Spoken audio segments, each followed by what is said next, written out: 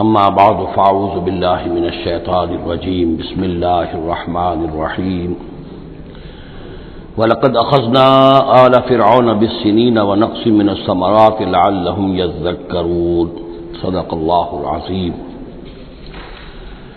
آگے بڑھنے سے پہلے دو باتوں کی وضاحت ہو جائے۔ ایک تو تصحیح کرنی ہے مجھے اس بات کی کہ حضرت موسیٰ علیہ السلام جب نبوت سے سرفراز ہو کر مصر واپس آئے ہیں تو اس وقت جو بادشاہ تھا فرعون، وہ اصل میں اس بادشاہ کا بیٹا تھا جس بادشاہ کے زمانے میں کہ یہ بچے کی حیثیت سے دریائے نیل سے باہر نکالے گئے تھے اور جس کی گود میں گویا کہ پلے تھے۔ وہ فرعون بھی ابھی زندہ تھا، بوڑھا ہو چکا تھا، لیکن اس کے حضرت موسیٰ علیہ السلام کے محل میں آنے تک تو کوئی اولاد نہیں ہوئی تھی۔ بعد میں اسے بھی اللہ نے ایک بیٹا دیا اور اب وہ بیٹا جوان تھا، اور وہ بیٹا جو ہے حضرت موسیٰ علیہ السلام کے ساتھ محل میں پلا بڑھا تھا، بالکل ایسے جیسے بھائی ہوتے ہیں۔ تو اس کے دل میں بھی محبت بہت تھی، گویا کہ حضرت موسیٰ کی حیثیت بڑے بھائی کی تھی، اور اس فرعون کی جس کو اب اس باپ نے تخت سے دستبردار ہو کر اپنا زندہ ہونے کے باوجود سارے امور سلطنت جو ہے تفویض کر دیے تھے اپنے اس بیٹے کو، اس کے دل میں بھی محبت تھی اور اس نے بھی قتل کرنے سے گریز کیا۔ دوسری بات جو آخری آیت تھی 15ویں رکوع کی، یہ ہمارے لیے خاص طور پر لمحہ فکریہ ہے مسلمانان پاکستان کے لیے کہ ہم نے بھی تحریک پاکستان جو چلائی تو ہندوؤں کے غلبے کے خوف سے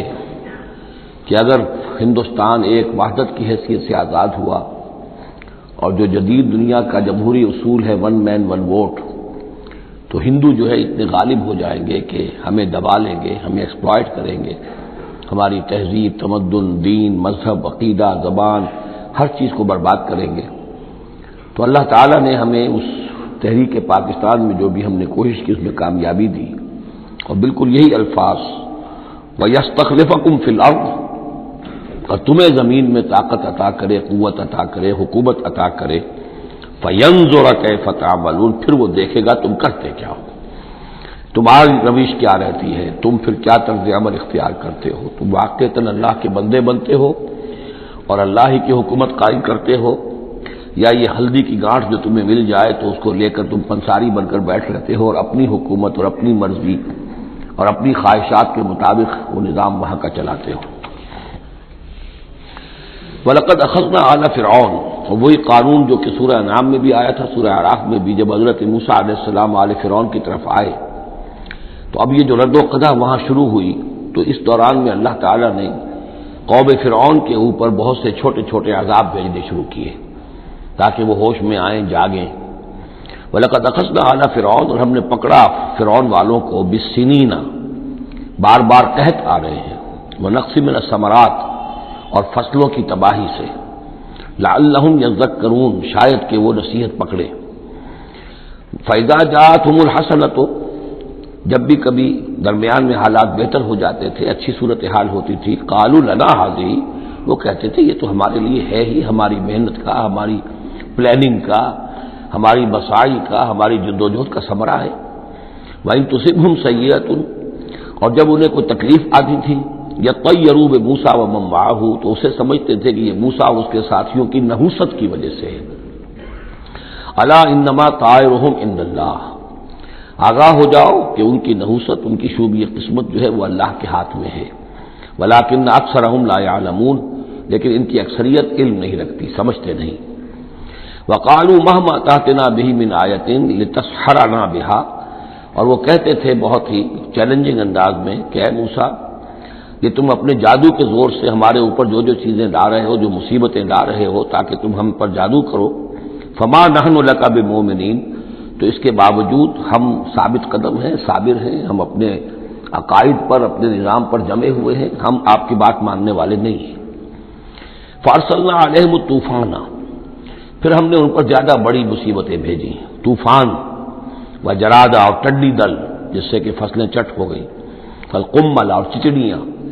یہ قمل ہی سے ملتی جلتی شے جو ہے کھٹمل ہے ہماری، یہ جو انسان کے لیے پسو اور جس طریقے سے کہ اس کے خون کو چوستی ہیں، والضفادع، اور مینڈک، اس کثرت سے مینڈک ہو گئے، کہ جو برتن اٹھاؤ اس کے اندر سے میڈک برآمد ہو رہا ہے، اور ظاہر بات ہے کہ اس سے گھن آتی ہے، ہانڈی میں سے میڈک پھلک کر نکل رہا ہے۔ بدمہ اور خون کی بارش، آیات مفصلات، یہ ہم نے نشانیاں بھیجی وقفے وقفے سے، ساری ایک دم نہیں، ایک مرتبہ ایک نشانی ہے پھر دوسری نشانی ہے۔ فاستکبروا وکانوا قوما مجرمین، اس کے باوجود وہ استکبار پر اڑے رہے، اور وہ بڑی ہی اڑیل قوم تھے، مجرم قوم تھے۔ ولما وقع علیہم الرجس، اور جب ان پر وہ مصیبت آ جاتی تھی، یعنی یہ کہ ہوتے ہوتے اب ان کی جو اکڑ خونی ہے اس میں کم سے کم یہ کمزوری واقع ہو گئی، یہ نرمی واقع ہو گئی جو آگے آ رہی ہے۔ ولما وقع علیہم الرجس، جب ان پر وہ عذاب آتا تھا، قالوا یا موسیٰ، تو وہ حضرت موسیٰ سے کہتے تھے، ادع لنا ربک بما عہد عندک، اپنے رب کو پکارو، دعا کرو جو تمہارا اس سے قول و قرار ہے، تمہارا عہد ہے اس کے ساتھ، تاکہ وہ ہمیں اس مصیبت سے نجات دے۔ لئن کشفت عنا الرجس، اگر اس نے ہم سے اس عذاب کو ہٹا دیا، کھول دیا، لنؤمنن لک، ہم تمہاری بات مان لیں گے۔ یہ ایمان کے ساتھ جب لام آتا ہے تو اس کے معنی وہ ایمان ایک عقیدے والا ایمان نہیں ہوتا، مان لیں گے، تمہاری بات مان لیں گے۔ ایک ہے ایمان بے کے ساتھ، آمنت باللہ و ملائکتہ و کتبہ، تو با کے ساتھ جب آتا ہے پورے وثوق کے ساتھ، یقین کے ساتھ، گہرے اعتماد کے ساتھ، اور ایک ہے کسی کی بات سرسری طور پر مان لینا، تو وہ پھر ایمان لام کے ساتھ ہوتا ہے۔ لنؤمنن لک، ہم آپ کی بات مان لیں گے، وَلَنُرْسِلَنَّ مَعَكَ بنی اسرائیل، اور آپ کے ساتھ ہم بنی اسرائیل کو اس ملک سے جانے دیں گے۔ اصل میں وہ کیوں نہیں جانے دینا چاہتے تھے؟ اس لیے کہ ان کے لیے وہ بڑی ہی چیپ لیبر تھی، ان کے غلاموں کی حیثیت تھی، اور بڑے بڑے بھاری کام ان سے کرواتے تھے۔ احرام مصر کی تعبیر میں نہ معلوم کتنے اسرائیلیوں کی ہڈیاں جو ہے وہ دفن ہیں، بڑی بڑی چٹانیں جو ہیں وہ جب اوپر کھینچی جاتی تھی، اگر کوئی گرتی تھی تو ان کے 20 نہیں سینکڑوں جو ہے اس کے اندر پس جاتے تھے۔ تو ظاہر بات ہے کہ وہ چیپ لیبر جو انہیں ملی ہوئی تھی اس کو چھوڑنے کے لیے آسانی سے وہ تیار نہیں تھے، اس حوالے سے انہیں یہ شاخ گزر رہا تھا، ورنہ ظاہر بات ہے وہ بھی جانتے تھے کہ یہ ہمارے اس ملک کے رہنے والے نہیں ہیں، یہ فلسطین سے آئے تھے حضرت یوسف علیہ السلام کے زمانے میں، لیکن جیسا کہ میں نے عرض کیا آپ سے پہلے کہ ابتدا میں ان کے لیے وہاں بڑی آؤ بھگت رہی، بڑے عیش رہے، وہ پیرزادوں کی طرح ان کا احترام کیا گیا، انہیں بہترین زمینیں دی گئیں، جوشن کا علاقہ کہلاتا ہے، جو نیل کا ڈیلٹا ہے، جو سب سے زیادہ زرخیز علاقہ ہے، وہ ان کو دیا گیا، وہاں یہ لوگ جو زمیندار بنے۔ لیکن اس کے بعد جب وہ نیشنلسٹ ریولوشن آیا تو بات ساری جو ہے وہ الٹی ہو گئی، تو فرمایا کہ ہم بھیج دیں گے آپ کے ساتھ بنی اسرائیل کو۔ فلما کشفنا عنہم الرجس، لیکن جب ہم ان سے وہ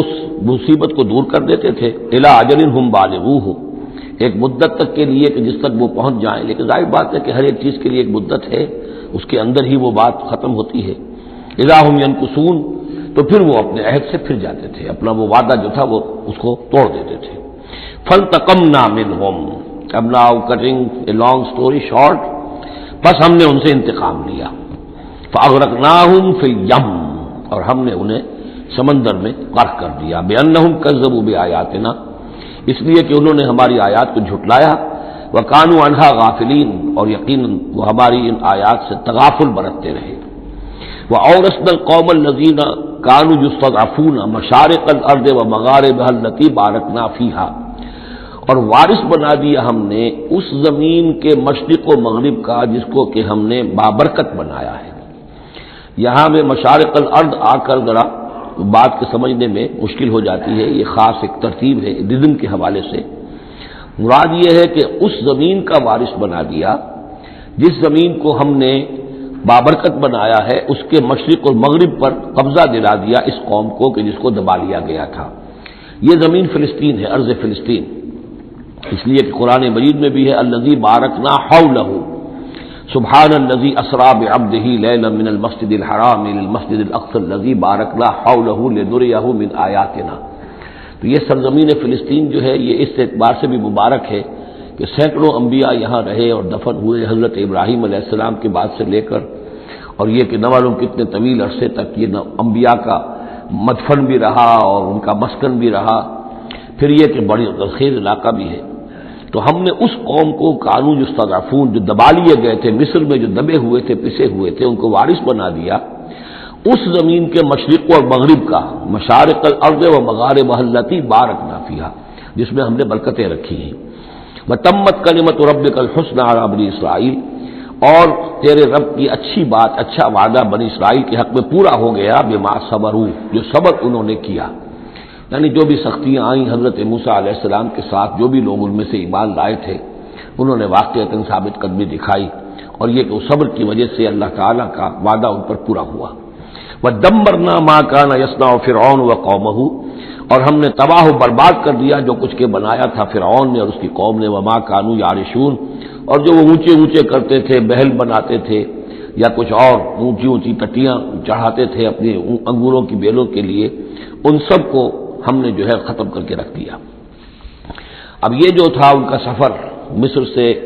اور جو یہ صحرائے سینا تک ہے، اس کا تذکرہ جو ہے کئی مرتبہ اس سے پہلے مدنی صورتوں میں بھی آ چکا ہے،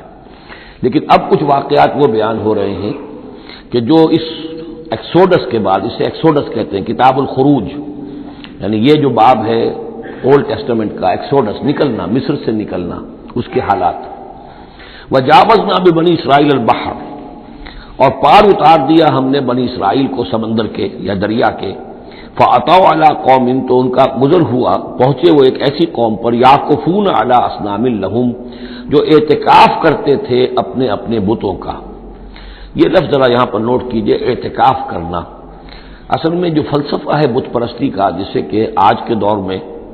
ڈاکٹر رادھا کرشنن، جو ایک زمانے میں ہندوستان کے صدر بھی رہے ہیں، بہت بڑے فلسفی تھے، بلکہ ایک دور میں یوں سمجھیے کہ دنیا میں دو ہی فلسفیوں کا ڈنکا بج رہا تھا، ایک فلسفی مذہبی قسم کا اور وہ ڈاکٹر رادھا کرشنن تھے، اور ایک فلسفی ملحد قسم کا وہ برٹرن رسل تھا، اور یہ دونوں تقریباً ایک ہی عمر کے ہم عمر، اور دونوں ہی 90 سے اوپر ہو کر فوت ہوئے ہیں۔ تو ڈاکٹر رادھا کرشنن نے ہندوستان کے فلسفے کو گویا کہ زندہ کر دیا اپنی تصنیفات کے ذریعے سے۔ اس نے بت پرستی کا جو فلسفہ بیان کیا وہ یہ کہ ہم یہ نہیں سمجھتے کہ ان بتوں میں کچھ ہے، یہ تو اصل میں بت تو ہم کسی ڈیٹی، کوئی بھی دیوی یا دیوتا کے نام پر مناتے ہیں، اس سے دھیان کرنے کے لیے، کنسنٹریشن نہیں ہو سکتی، خو کرے پے کرے محسوس ہے انسان کی نظر، انسان جو ہے مراقبہ کرتا ہے۔ اگر آپ جو مراقبہ کرنا چاہتے ہیں، اللہ کے ساتھ دھیان لگانا چاہتے ہیں، کیسے لگائیں؟ لیکن اگر کسی تصویر کو سامنے رکھ لیں تو پھر توجہ کو مرکوز کرنا آسان ہو جائے گا۔ یہ ہے ان کا فلسفہ بت پرستی کا۔ تو اعتکاف اسی کو کہتے ہیں، جو ابھی آپ جن کو بھی اللہ توفیق دے گا اصل صحیح ہو کہ سال میں یہ 10 دن آدمی نکال لے کہ اپنی توجہات کو ہر چیز سے، دنیاوی معاملات سے، ان سے ہٹا کر اور اللہ تعالیٰ کی ذات پر وہ مرکوز کرے، ذکر پر، توجہ پر اور دعا پر، مناجات پر، یہ اعتکاف ہے۔ تو انہوں نے بت اپنے بنائے ہوئے تھے اور ان بتوں کا اعتکاف کرتے تھے۔ قالوا یا موسیٰ اجعل لنا الہا کما لہم آلہہ، انہوں نے کہا کہ اے موسیٰ ہمارے لیے بھی کوئی الہ بنا دو، معبود بنا دو، کوئی ایسی نشانی ہو جس کو کہ ہم ذریعہ بنائیں، اس کے اوپر اعتکاف کریں،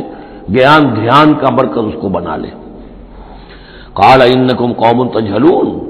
حضرت موسیٰ نے فرمایا کہ تم جہل کا ارتکاب کر رہے ہو، کیا بات کہہ رہے ہو؟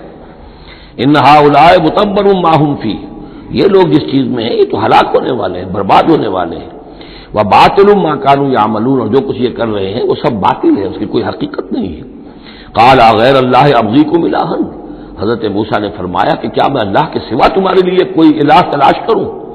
وهو فضلکم علی العالمین، اور اس نے تو تمہیں فضیلت دی ہے تمام جہان والوں پر۔ وَإِذْ أَنْجَيْنَاكُمْ مِنْ آلِ فِرْعَوْنَ، اور ذرا یاد کرو جبکہ ہم نے تمہیں نجات دی آل فرعون سے۔ یسومونکم سوء العذاب، یہ الفاظ جو کہ تم سورہ بقرہ میں بھی آئے ہیں اور اس کے بعد بھی آئے ہیں۔ یسومونکم سوء العذاب، وہ تمہیں مبتلا کیے ہوئے تھے بدترین عذاب میں۔ یقتلون ابناءکم ویستحیون نساءکم، وہ قتل کر ڈالتے تھے تمہارے بیٹوں کو اور زندہ رکھتے تھے تمہاری بیٹیوں کو۔ وفی ذالکم بلاء من ربکم عظیم، اور یقیناً اس میں تمہاری رب کی طرف سے بہت بڑی آزمائش تھی۔ وَوَعَدْنَا مُوسَىٰ 30 لَيْلَةً، اور ہم نے بلایا موسیٰ کو 30 راتوں کے لیے، عام طور پر دن رات، لیکن یہ کہ عربی میں جو محاورہ ہے وہ رات کا ذکر کرتے ہیں۔ 30 راتوں کے لیے وَأَتْمَمْنَاهَا بِعَشْرٍ، روایات سے معلوم ہوتا ہے کہ اولین جو تھی طلبی وہ 30 رات کے لیے ہوئی تھی، لیکن اس میں جو چلہ تھا جو حضرت موسیٰ علیہ السلام کو کاٹنا تھا، اس میں روزہ بھی تھا مسلسل 30 دن کا،